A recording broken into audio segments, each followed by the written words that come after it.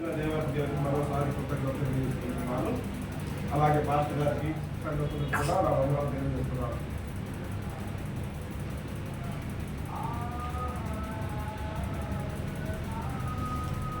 ఈరోజు శుభదినం, ప్రభువు వారి పునరుద్ధాన దినం, ఆయన ఏర్పరిచిన ప్రభు దినం. ఇక్కడ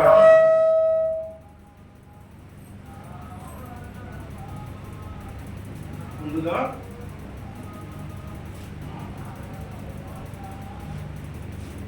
మూలవాక్యంగా ఈరోజు 46వ అధ్యాయంలో 3-4 వచనాలు తీసుకుందాం. 3-4 యాకోబు ఇంటి వారలారా, ఇశ్రాయేలు ఇంటి వారలారా, వారిలో దేశించిన వారలారా, గర్భమున పుట్టినది మొదలుకొని నా చేత భరింపబడిన వారలారా, తల్లి ఒడిలో కూర్చుంటున్నది మొదలుకొని నేను చక్క పెట్టుకున్న వారలారా, నా మాట ఆలకించుడి. ముదిమి వచ్చు వరకు నిన్ను ఎత్తుకుని వాడను నేనే, తల వెంట్రుకలు పెరిగే వరకు నిన్ను ఎత్తుకుని వాడను నేనే, నేనే చేసి ఉన్నాను. చక్క పెట్టుకుని వాడను నేనే, నిన్ను ఎత్తుకొనుచు రక్షించువాడను నేనే. చిన్న ప్రార్థనతో మొదలెట్టుకుందాం. మహోన్నతుడైన దేవ, ప్రేమ కలిగిన తండ్రి, పరిశుద్ధుడా, అయా వాక్యము దీవించి అయా మా హృదయాలలో భద్రపరచుకున్నలాగున అయా మీరే నడిపించవలసిందిగా, మీరే మాట్లాడవలసిందిగా, అయా మీరు ప్రేరేపించబడి ఇచ్చిన ఈ వాక్యమును అయా నాది కాదు తండ్రి, మీరు ప్రేరేపించిన వాక్యమును సంఘస్థుల హృదయాల్లో నిలుచులాగా దీవించమని ప్రార్థించుకుంటున్నాను తండ్రి. ఆమేన్, ఆమేన్. ఇక్కడ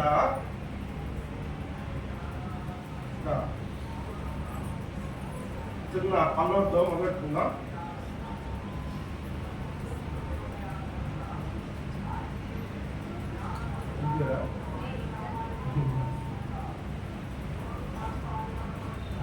తల్లి అయిన మరచునేమో నేను నిన్ను మరవను, చూడు నా అరచేతులలో ఉన్నాను.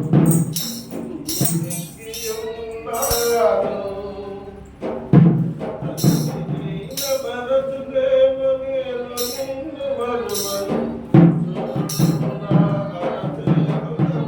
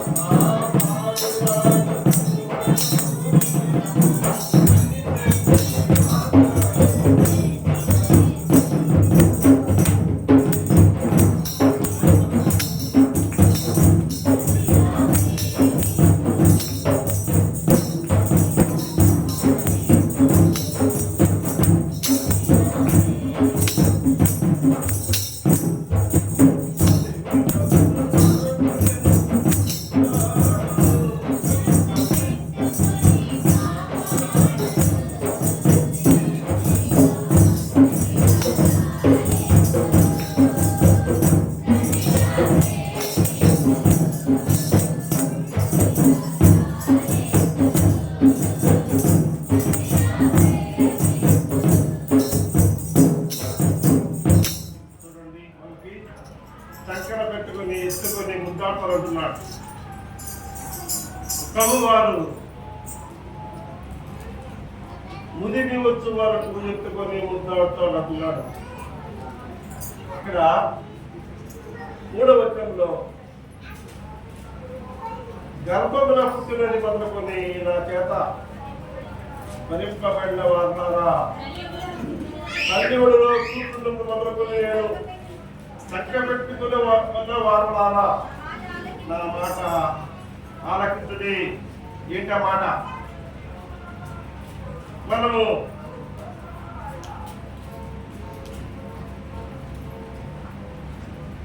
ఆలకించుడి. ఉదిమి వచ్చే వరకు, ఉదిమంటే ముసలితనం, ముసలితనం వచ్చే వరకు నేను ఎత్తుకొని లాగిస్తా అంటున్నాడు. తల వెంట్రుక పెరిగే వరకు అంటే పండు ముసలితనం వచ్చే వరకు ఆయనే కాపాడుతున్న దేవాది దేవుడు మనం కలిగి ఉన్నాం. ఇక్కడ నేనే చేసి ఉన్నాను, చక్క పెట్టుకున్న వాడును నేనే చేసి ఉన్నానంటే ఆయన తయారు చేశాడు మనల్ని, ఆయన నిర్మించాడు, ఆయన కలుగు చేయలేదు. దేవుడు లోకాన్ని కలుగు చేశాడు, ఆకాశాన్ని భూమిని నోటి మాటల ద్వారా కలుగు చేశాడు. అయితే మనవుడిని మాత్రం మనలను తయారు చేశాడు. ఒక బిల్డింగ్ ని కట్టినట్టుగా తయారు చేతులతో, అరచేతులతో నేనే చేసి ఉన్నాను, చక్క పెట్టుకుని వాడను నేనే, నిన్ను ఎత్తుకొనుచు రక్షించేవాడను నేనే. మనము పాప బంధకాలు ఉన్నప్పుడు మనల్ని రక్షించి మనలను ఆయన రక్తం ద్వారా కొనబడ్డాం కనుక ఆయనను మనం ఎంత చేసినా, ఆయనను ఎంత ఆరాధించినా, ఎంత కీర్తించినా కుదివే. కనుక ఈ దినము ప్రభువ దినమైనందున ఆయనను మనం ఎంతగానో ఆరాధించి గణపరచడం అవసరం ఉంది. ఇక్కడ ఆ విధంగా ప్రభువు మనకు ఎంతో చేసి ఉన్నారు. ఆయన మనం నిర్మించాడు. ఇక్కడ చూద్దాం, అక్కడే 49వ అధ్యాయంలో చక్క పేజీలో 17-16 ఒకసారి చూద్దాం. ఇక్కడ స్త్రీ తన గర్భమున పుట్టిన బిడ్డను కరుణింపకుండా తన తండ్రి పిల్లలు మర్చునా, వారైనా మర్చుదురు గాని నేను నిన్ను మరువను. చూడుము, నా అరచేతుల మీద నిన్ను చెప్పి ఉన్నాను, నీ ప్రాకారములు నిత్యము నా ఎదురున్నవి. చాలమ్మా. చూడండి, స్త్రీ తన గర్భాన పుట్టిన బిడ్డలు అయితే ఒకవేళ పొరపాటున ఏదో లోక బంధకాలు, లోకాలసల్లో పడి ఇంటికాడ పెట్టి మర్చిపోయి, బియ్యాలు పెట్టి మర్చిపోయి పనికి వచ్చి ఇట్లా ఏదో బతకొచ్చామో కానీ ఆమెనా వచ్చిద్దామో కానీ కంటి పిల్లలు వచ్చునా, ఈ గర్భంలో పుట్టిన బిడ్డను కరుణింపకుండా తన కంటి పిల్లలు వచ్చునా అంటున్నారు. వారైనా మరుస్తారేమో కానీ నేను మిమ్మల్ని మరువను. చూడండి, నా అరచేతులతో నేను తయారు చేశాను, చెప్పి ఉన్నాను. మొదటిగా మనకు తయారు చేసిన ఎవరిని? ఆదామును తయారు చేశారు, ఆయన జీవం పోశారు. కనుక మనము చేతులతో నిర్మించిన దేవాది దేవుణ్ణి మనము మనసారా ఆరాధించవలసి ఉంది. ఆ విధంగా తండ్రి అయినా వచ్చిందేమో కానీ నేను మరవనని అంటున్న దేవత దేవుడు కనుక ఆయనను మనం మనసారా ఆరాధించి గణపరిచి కీర్తించాలి. తర్వాత మరొక విషయానికి వద్దాం. ఒక స్టోరీ లాగా, ఒక దినాన దావీదు గారు అందరికీ తెలిసిన ఆయన దైవభక్తుడు మరియు మహారాజు. ఇశ్రాయేల్ కోసం సపరేట్గా ఆయనను ఎన్నుకొని అభిషేకం చేసి రాజుగా నియమించాడు. ఒక దినాన దావీదు దేవునికి నరులకు మధ్య అవట్టైన నాతాన్ అనే ప్రవక్తను పిలుస్తాడు. ఎవరినండి పిలిపించుకోవచ్చు, ఆయన రాజు కదా, ఆయన ఎక్కడికి పోడు, సేవకుడు ఉన్నారు కనుక పిలిపించుకొని చెప్తున్నాడు. ఏంటంటే ఆయన ఆలోచన వచ్చింది, రాజుగా దర్జాగా ఉంటున్నాడు, పెద్ద విలాసంలో, నేను విలాసవంతుడినై గొప్ప ఇంటిలో నివసిస్తూ ఉన్నాను. అయితే దేవుని మందసము డేరాలో ఉందని ఆయన ఆలోచిస్తున్నాడు. చూడండి, మనమైతే 5 పట్టించుకోం. మనలో తలుపు తీసుకొని లేదా టైం 10 అయింది అయినా అక్కర్లేదు, మన పనికి మనం పోతాము అని చూసుకుంటూ ఉంటాం. కనుక ఆయన అట్లా లేదు.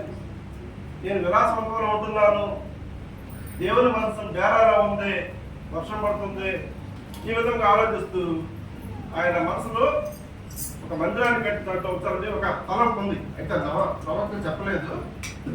అయితే ఆ ప్రవక్త వచ్చి ఈ మాటలు విని, నువ్వంటే దేవుడికి ఇష్టం కదయ్యా, నీ ఇష్టాచారం చెయ్యి, ఏం కాదని చెప్పి వెళ్ళిపోతాడు. ఆయన నీకు సూచించి చేయని చెప్పి వెళ్ళిపోతాడు.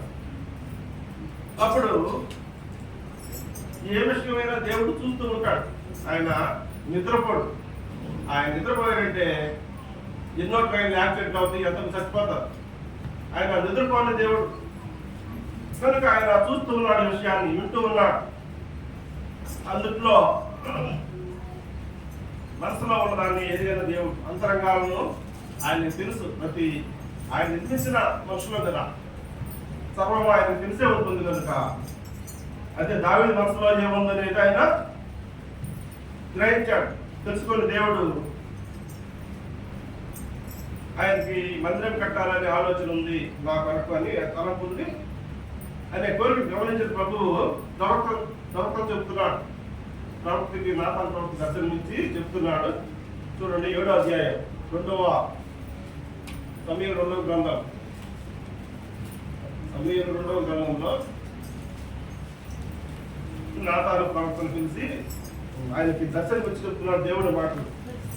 దేవుడే మాట్లాడుతున్నాడు కనుక శ్రద్ధగా విందాం. 7వ అధ్యాయం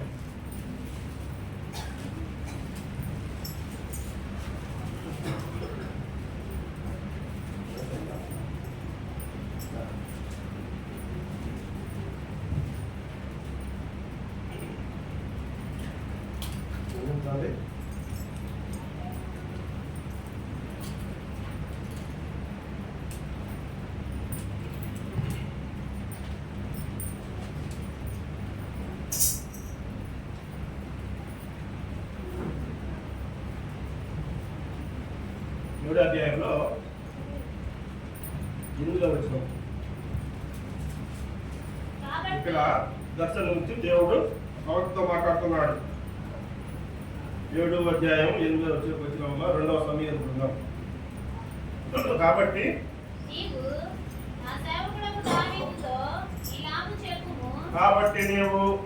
నా సేవకుడకు దావీదుతో ఇలాగ చెప్పుము. ఎవరు చెప్తున్నారు? దేవుడు ఆయన ప్రవక్త అయిన నాతానుతో చెప్తున్న మాటలు దేవుడు చెప్తున్నాడు. ఎవరికి? దావీదు చెప్తున్నాడు. అది గమనించండి. సైన్యములకు అధిపతి యెహోవా నీకు సెలవిచ్చినదేమనగా, గొర్రెల కాపులో ఉన్న నిన్ను గొర్రెల దొడ్డులో నుండి తీసి ఇశ్రాయేలీయులను నా జనుల మీద అధిపతిగా నియమించుకొని, నీవు పోవు చోటునలను నీకు తోడుగా ఉండి నీ శత్రువులందరినీ నీ ఎదురు నిలవకుండా నిర్మూలనము చేసి లోకములోని గనులైన వారికి కలిగే పేరు నీకు కలుగజేసి ఉన్నాను. మరియు ఇశ్రాయేలీయులను నా జనులు ఇంకను కదిలింపబడకుండా తమ స్వస్థలమందు నివసించినట్లు దాని యందు వారిని నాటి పూర్వము ఇశ్రాయేలీయులను నా జనుల మీద నేను న్యాయాధిపతులను నియమించిన తర్వాత జరుగుతూ వచ్చినట్లు దుర్బుద్ధి గల జనులు ఇకను వారిని కష్టపెట్టగలిగినట్లుగా చేసి ఈ శత్రువుల మీద జయమించి నెమ్మది కలుగు చేసి ఉన్నాను. మరియు యెహోవాను నేను నీకు తెలియజేయుదేమనగా, నేను నీకు సంతానం కలుగు చేయుదును. నీ దినములు సంపూర్ణమప్పుడు నీవు నీ పితరులతో కూడా నిద్రించిన తర్వాత నీ గర్భఫలము నుండి వచ్చిన నీ సంతతిని హెచ్చించి రాజ్యమును అతనికి స్థిరపరచను. అతడు నా నామ ఘనతను ఒక మందిరమును కట్టించును. అతని రాజ్య సింహాసనము నేను నిత్యముగా స్థిరపరచదను. నేను అతనికి తండ్రినయ్యుండును, అతడు నాకు కుమారుడైయుండును. అతడు పాపము చేసిన యెడల నరుల దండముతోను మనుషులకు తగు దెబ్బలతోను అతనిని శిక్షించును గాని నిన్ను స్థాపించుటకై చాలమ్మా చాలు. ఇక్కడ అతని వరకు మనుషులకు తగు దెబ్బలతోను అతన్ని శిక్షిస్తాను కానీ నేను ఇక ఆయనను నిన్ను స్థిరపరుస్తానని చెప్తున్నాడు. ఇక్కడ ఈ మాటలన్నీ వింటుంటే దావీదు చేసిన గొప్ప పనులన్నింటినీ వివరించాడు నాతాలకి. ఈ మాటలన్నీ తీసుకెళ్ళి దావీదుకి చెప్పమని చెప్పాడు. మనం ఏమి వివరించుకుంటే చాలా టైం తీసుకుంటుంది కనుక అతను చేసిన వారికి ఇక్కడ 18-19 వచ్చిన 18 నుంచి చూద్దాం. దేవుడు ఏంటంటే దావీదు విని దేవుని మాటలు నాతాల ద్వారా ఇంత హెచ్చించాడని చెప్పేసి దావీదు ఇక్కడ ఏం చేస్తున్నాడో చూడండి. 18-19 వచ్చినాల్లో అక్కడ కింద నేను చదువుతున్నాను చూడండి. 18 దావీదు రాజు లోపల ప్రవేశించి యెహోవా సన్నిధిని కూర్చుని ఇలాగున మనవ చేశాను, నా ప్రభువా యెహోవా, ఇంతగా నీవు నన్ను హెచ్చించుటకు నేనెంతటి వాడను, నా కుటుంబం ఏ పాటిది, ఇంత హెచ్చుగా చేసినదంతయు నీ దృష్టికి కొంచెమై మానవుల పద్ధతిని బట్టి బహుకాలము జరిగిన తరువాత నీ దాసుడమైన నా సంతానములకు కలుగు దాని గురించి నీవు సెలవిచ్చి ఉన్నావు. యెహోవా నా ప్రభువా, దావీదును నేను ఇక నీతో ఏమి చెప్పుకుందును అని ఈ విధముగా ప్రార్థిస్తున్నాడు. మీరు ఇంటి దగ్గర చదవండి, ఈ అధ్యాయం చూడండి ఎట్లా ప్రార్థిస్తున్నాడు అనేది ఇంటి దగ్గర చదివితే చివరకు దావీదు గారు అలాగే మీరు కూడా ప్రార్థన నేర్చుకోండి. ఆ మేలును మరవకుండా ఆయన గొప్పగా ప్రార్థించాడు. ఇట్లా అయితే ఇక్కడ మనం ఇంత ప్రేమగా ఉన్న దేవుని యొక్క భయభక్తులు కలిగి ఉన్న ఈ దావీదు గారిని ఇక్కడ సాతానుడు వెంటాడుతుంటాడు. దేవుళ్ళు ఉన్న వాళ్ళు ఎలాగైనా పట్టుకొని కొట్టువేయాలి, నాలో తెచ్చుకోవాలి అని కొంతకాలం తర్వాత కనిపెట్టుకోనుండి ఏం చేశాడో చూద్దాం. అపవాది గర్జించే సింహం లాగా ఎవరిని మింగుతురా అని చూస్తూ ఆయన కనిపెట్టుకున్నాడు. మిమ్మల్ని కూడా కనిపెట్టుకుంటాడు. మనం ఎవరైతే ప్రభువులో ఉంటామో వాళ్ళ కోసం ఎలాగైనా వాళ్ళను నా రూట్లోకి తెచ్చుకోవాలి, ఈ సినిమాకి తీసుకెళ్ళాలి, లోక ఆచారాలను దింపాలని వెంటాడుతూ ఉంటాడు. కనుక మనం ప్రార్థనలో ఉండి గమనించి దేవుణ్ణి వేడుకుంటే సాతాను దగ్గరకు రాడు. అయితే ఒక టైంలో ఇక్కడ దావీదు గారు ఏం చేశాడో చూద్దాం. దావీదు సాతానుడు దొరికాడు. సమూయేలు 2వ గ్రంథమే దేవుణ్ణి మరచి దావీదు 24వ అధ్యాయం అమ్మ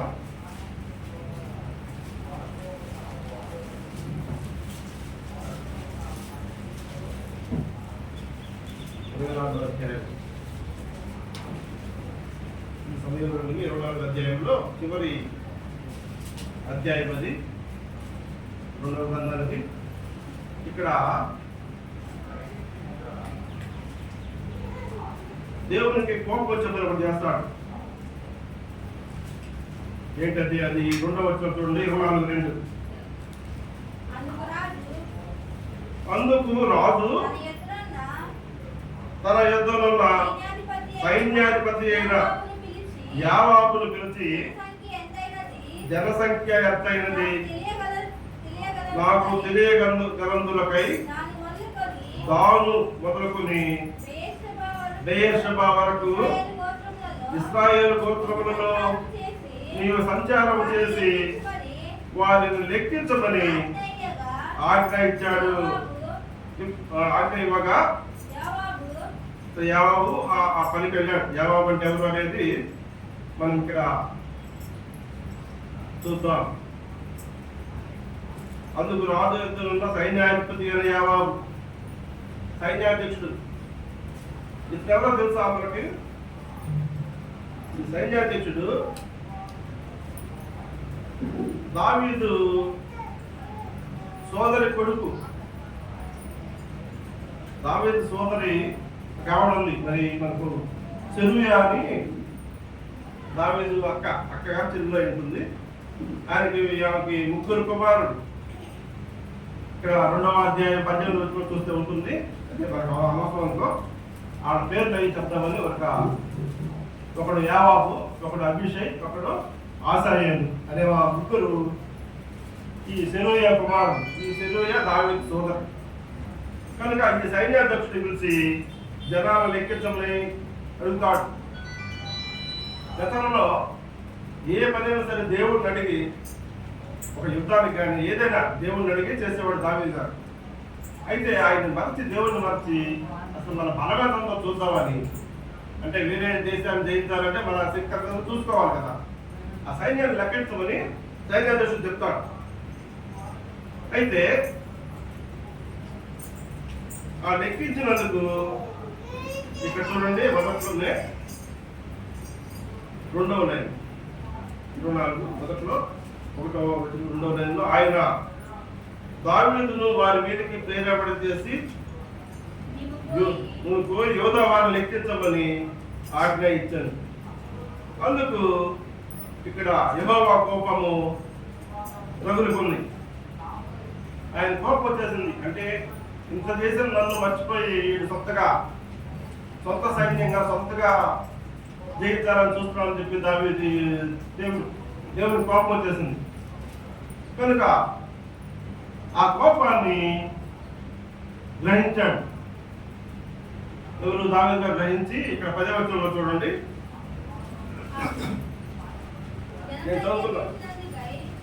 జనసంఖ్య చూసినందుకై దావీదు మనస్సు కొట్టుకొనగా అతడు నేను చేసిన పని వలన గొప్ప పాపము కట్టుకుంటుని, నేనెంతో అవివేకినై దానిని చేసింది. యెహోవా కరుణించి నీ దాసుడైన నా దోషమును పరిహరింపమని యెహోవాతో మనవి చేయగా. చూడండి చాలమ్మా, ఇట్లా అంటే దేవునికి కోపం వచ్చింది, నేను తప్పు పని చేశానని దావీదు గ్రహించాడు. గ్రహించి ఏం చేయగలడు? ప్రార్థన చేయగలడు. అంటే నేను ప్రతిదీ నీకు చెప్పే చేసేవాడిని, ఈ పని చెప్పకుండా చేశానని చెప్పి దేవుణ్ణి ప్రార్థిస్తున్నాడు. ఇక్కడ మనం చదివినప్పుడు జనసంఖ్య చూసినందుకై దావీదు మనస్సు కొట్టుకొనగా నేను చేసిన పని వలన పాపమైంది, పాపంగా మూట కట్టుకున్నానయ్యా, అవివేకమైన నాయన అని చెప్పేసి దేవుని ప్రార్థించాడు. దేవునికి కోపం వచ్చిందని గ్రహించాడు, ప్రార్థించాడు.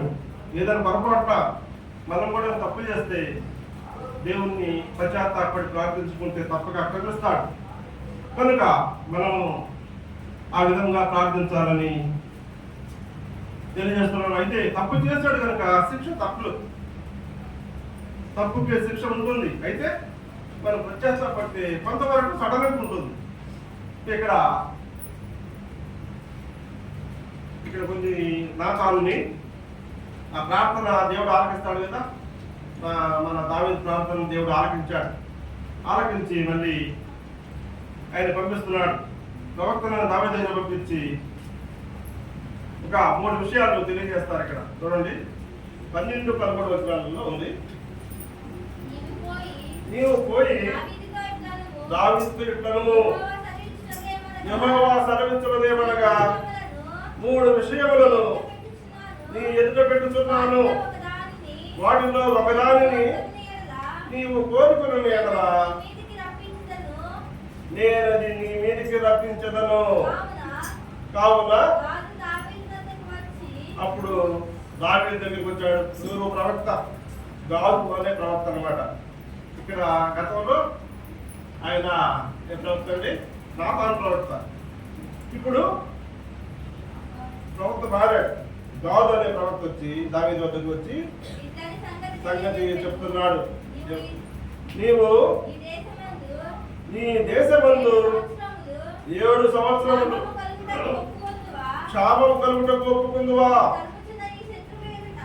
తర్వాత కూడా చెప్తున్నాడు, నిన్ను తరుగుతున్న ఈ శత్రువుల ఎదుట నిలువలేక నీవు 3 నెలలు పారిపోవుట ఒప్పుకుందువా? మూడవది, నీ దేశమందు 3 దినములు తెగులు రేగుటకు ఒప్పుకుందువా అని తరమ అని ఈ 3 విషయాలను ముందు పెడతాడు. ఇట్లా నిన్ను తరుపుతున్న శత్రువులు నిలవలేక 3 నెలలు పారిపోతావా? లేక 7 సంవత్సరాలు నీ దేశంలో కరువు రప్పించమంటావా? క్షామం అంటే కరువు. ఈ విధంగా 3 శిక్షలు ముందు పెట్టాడు. రాజు కదా ఆయన, రాజు ప్రజలు కనుక ఇక్కడ ఏమన్నాడు? దీనికి ఆలోచించాడు. అర్థం కాని పరిస్థితులు దావీదుకి. 14వ వచనంలో, అందుకు దావీదు, నాకేమీ తోచకున్నది, గొప్ప శిక్షలలో ఉన్నాను. యెహోవా బహు ఆశ్చర్యత గలవాడు కనుక మనుషుని చేతిలో పడకుండా దేవుని చేతిలోనే పడుతున్నా అని చెప్పి గాదుతో చెప్తాడు. దేవుని చేతిలోనే పడిపోతానని చెప్పి ప్రవక్త చెప్పినప్పుడు ఆయన వెంటనే ఉగ్రత స్టార్ట్ అవుతుంది. అయితే తప్పుకు శిక్ష తప్పులు వెంటనే ఉగ్రత స్టార్ట్ అయింది. ఆయన 15వ వచనం చూడండి. ఒక్క రోజులోనే ఎంతమంది చనిపోతారు?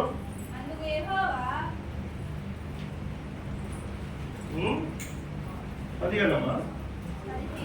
అందుకు యెహోవా ఇశ్రాయేలు మీద తెగులు రప్పించగా ఆ దినము ఉదయం మొదలుకొని సమాజ కూటమి వేళ వరకు అది జరుగుతుండెను. అందుచేత దాని నుండి బెయేర్షెబా వరకు 70,000 మంది చనిపోయారు ఒక్క రోజులోనే.